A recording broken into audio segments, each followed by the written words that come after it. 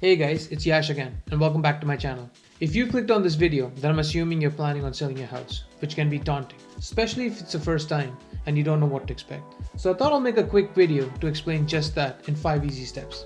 So here goes. So starting with step 1, hiring a realtor. This is pretty straightforward. You can either go with the realtor who helped you buy your house, or if you'd like to go with someone else, then I recommend that you ask your friends and family who they've worked with and who they recommend. And when you do interview a few realtors, make sure to look into 2 key points. 1 is their marketing strategy, and 2 is their expertise in the area or neighborhood you're trying to sell in, as this will give you a clear picture if the realtor is up to the task. Another thing I would recommend you think about is the realtor's commission. Let me explain. Try to negotiate with the realtor for the commission they charge for the services they offer and see how they respond. If a realtor reduces their price without a negotiation, then I'd suggest you look into someone else. If they negotiate on their behalf, then it's a good indication that they would do the same when the offer process starts in the future. What I'm trying to say is, would you like a lower commission rate and save up front? Or would you like to pay a premium and get a better experience and a higher offer in the future? That's something to think about when you make that decision. And after you've hired your realtor, you move on to step 2, which is planning and pricing. Now, this is the most crucial step in my opinion. Let's start with pricing.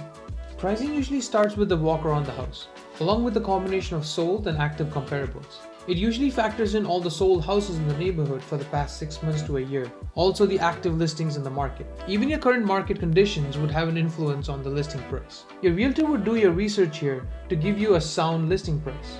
The decision is ultimately yours to pick a listing price, but I would highly encourage that you work with your realtor on finding a listing price which works for you, as overpricing a listing could keep your house longer in the market and you may have to reevaluate your plans in the future. Talking of which, planning can have a lot of moving parts. Here's a breakdown. First, you'll have to plan when to list your house. Is it going to be summer or the winter? And can it be pushed to the summer if you're in the winter months to give you better exposure on pricing and the market? Second is to see if there's a need to stage your house. Third is to plan for all the repairs, decluttering, deep clean, and even painting if one is required. Fourth is to plan for a video and a photo shoot, or even a 3D scan and a drone shot if you think it'll help market the house better. Now the fifth one will be the biggest decision you make. Is to decide if you'd like to sell the house first and buy another house. Ideally, you would sell first in a buyer's market and buy first in a seller's market. Your realtor will be in a better position to help you with that. I would expect around 2 to 3 weeks to have step 1 and step 2 completed, which will set us up for step 3, marketing and listing. Now, if step 2 was the most crucial, then step 3 can get tedious. For example, if priced right, listing day can get busy. You'll have a lot of showing requests come through, which means you'll have to plan with everyone in the household to have the premises clean and vacant, especially on the weekends when it's the busiest for showings.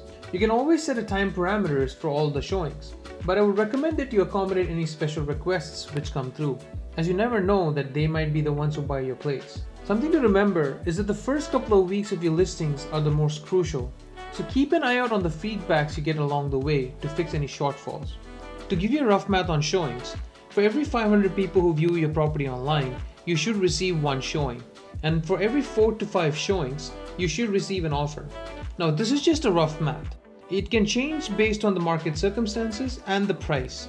And on the marketing front, besides being easily accessible for showings and a well-planned open house, your biggest exposure will come through the MLS system, which will market on Realtor.ca, along with social media websites and other marketing platforms such as Kijiji, Point to Home, and many more. I'd also like to reiterate the importance of the 3 key factors mentioned previously. That's the number of showings booked, your feedback, and the price. If these 3 factors are managed properly, then I'm fairly certain that your house could be sold within the month. This leads us to step 4, offer process and negotiation. Now, if you watched my last video, I explained how conditions you received on any offers are between 5 to 7 business days. If it's over that, then I'd recommend that you ask the buyers as to why that is, because it can be a risky move to pull your house off the market during the conditional phase, especially during the end of fall, or you're in a conditional period to buy another house. This is also a stage where I would recommend that you check all the conditional dates and if they line up with the conditional purchase of another house if you've already done that, as it can make your life a whole lot easier while you move. And something to note here, that the offer process in Ontario has changed as of December 2023 with the new TRESA laws. I'll leave the links in the description down below so you can go through it. It essentially states that you can disclose the price of an offer to other buyers in a multiple offer situation. Make sure to subscribe for more on that in my upcoming videos and hit the like button while you're at it. Finally, we come to the last step, conditional period and closing. Now hopefully, the conditional period goes smoothly and the buyers are able to fulfill the condition.